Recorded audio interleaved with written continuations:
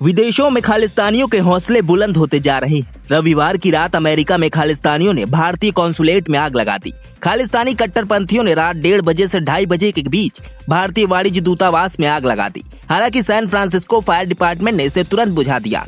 Report में कहा गया कि हमले में सीमित नुकसान हुआ है और कोई भी कर्मचारी घायल नहीं हुआ। खालिस्तानियों ने दूतावास पर अपने झंडे लगाने के भी प्रयास किए थे। पिछले 3 महीने में यह दूसरा हमला है। इससे पहले मार्च में भी खालिस्तानियों ने सैन फ्रांसिस्को में भारतीय वाणिज्य दूतावास पर हमला किया था। ऐसा ही कुछ लंदन में भी भारतीय उच्चायोग पर हुआ था, जिसे खालिस्तान समर्थकों ने निशाना बनाया था। भारत के साथ ही अमेरिका ने भी सैन फ्रांसिस्को में भारतीय वाणिज्य दूतावास पर रविवार को हुए खालिस्तानी समर्थकों के हमले और आगजनी के प्रयास की कड़ी निंदा की है।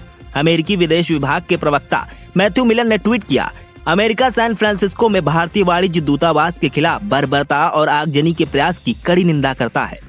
अमेरिका में राजनयिक संस्थानों या विदेशी राजनयिकों के खिलाफ बर्बरता या हिंसा एक अपराध है।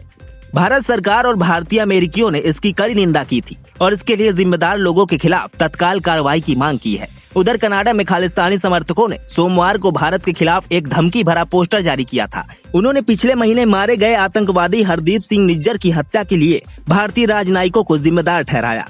निज्जर के प्रतिबंधित संगठन SFJ से संबंध थे और उसके तार पाकिस्तान की खुफिया एजेंसी ISI से भी जुड़े थे। इसी साल मार्च में खालिस्तानी समर्थकों ने कनाडा में भारतीय दूतावास के बाहर विरोध प्रदर्शन किया था। उन्होंने खालिस्तानी समर्थकों के नारे लगाए और मौके पर मौजूद भारतीय पत्रकारों के साथ मारपीट भी की थी।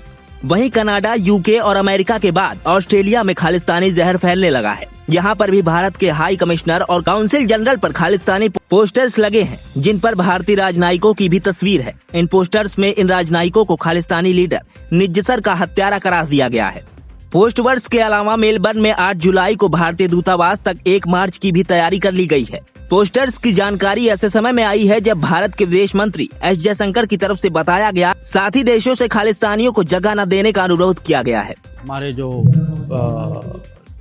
पार्टनर देश जो हैं, जैसे कनाडा है, अमेरिका है, UK है, ऑस्ट्रेलिया है, जहां कभी कभी खालिस्तानी एक्टिविटीज़ होती हैं, हमने इनको रिक्वेस्ट की है कि वो उनको खालिस्तानियों को स्पेस न दे, क्योंकि उनकी सोच जो है ये रैडिकल एक्सट्रीमिस्ट विचारधारा जो है वो ना हमारे लिए अच्छा है, ना उनके लिए है, ना हमारे रिश्तों के लिए।